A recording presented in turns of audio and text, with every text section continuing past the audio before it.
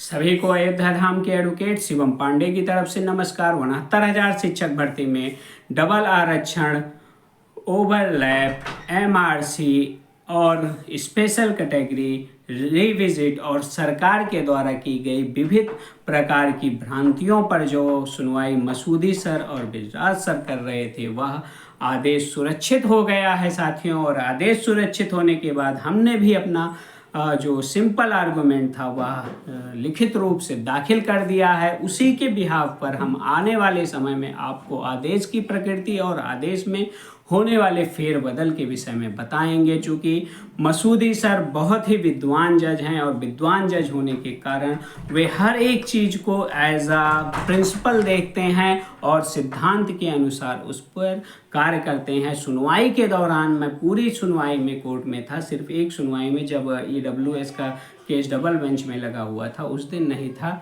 लेकिन हमने अपने कलीग से और सीनियर से उस दिन की भी वो परिस्थिति पूछी थी। तो उन्होंने यही बताया है कि जब भी आप किसी भी कोर्ट का आदेश रखते हैं तो उसका खंडन करते हुए मसूदी सर आगे बढ़ते हैं और हर एक बात को चीरते हुए स्टॉप करा देते हैं। जैसे आशीष चतुर्वेदी जी के अच्छी बहस में भी उन्होंने कहीं ना कहीं कमी खोजने की कोशिश की थी, लेकिन चूंकि विद्वान वकील हैं और आशीष चतुर्वेदी जी ने हर एक चीज़ का काट दिया था और वही सिंपल सबमिशन हमारा भी था। तो एक सबमिशन जब हो चुका है तो उसी को बार बार कोर्ट में दोहराया नहीं जा सकता है, इसलिए हमने उसको रिटर्न आर्गूमेंट में रखा। 1,37,000 का समकक्ष बनाकर जो हमने चार्ट प्रिपेयर करके कोर्ट में रखा है, उसके आधार पर जो आदेश आने की संभावना बनेगी हम आपको जल्द ही इसी यूट्यूब के माध्यम से प्रेषित करेंगे। और आपको बता देना चाहते हैं कि सिर्फ और सिर्फ एक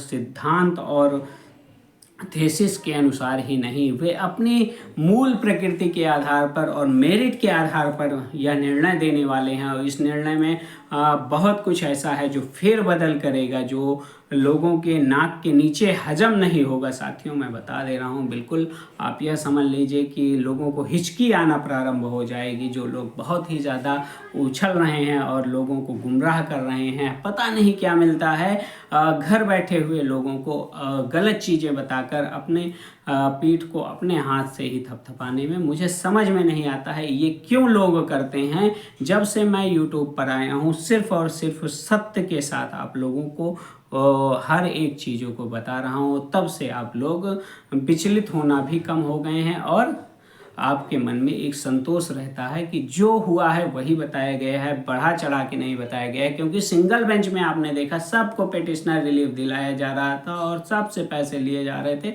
और मैंने उसका भी खंडन किया था और सारी चीज़ों को आपको बता दिया था और एज इट इज़ ऑर्डर आया था, कहीं से भी कोई भी कॉमा और फुल स्टॉप चेंज नहीं हुआ था। साथियों तो आप लोग धैर्य बनाए रखें, इस मामले पर जल्द ही मैं लाइव आकर आप लोगों को हर एक चीज़ों को बताऊंगा। और रिविजिट संबंधी जो कार्रवाई सरकार ने किया था वो बंद कर दिया है, अब उसमें आगे क्या करेगी उसके संदर्भ में भी आप लोगों को बताऊंगा। इस आदेश के बाद आंसर की में कैसे क्या होगा उसके संदर्भ में भी आप लोगों को बताऊंगा। आप लोग धैर्य बना के साथ चलिए और साथ चलते हुए हर एक लीगल पॉइंट को ध्यान में रखिए और ध्यान में रखते हुए चीज़ों को समझते रहिए। आप लोगों के लिए ज़रूर कुछ ना कुछ अच्छा होने की संभावना है।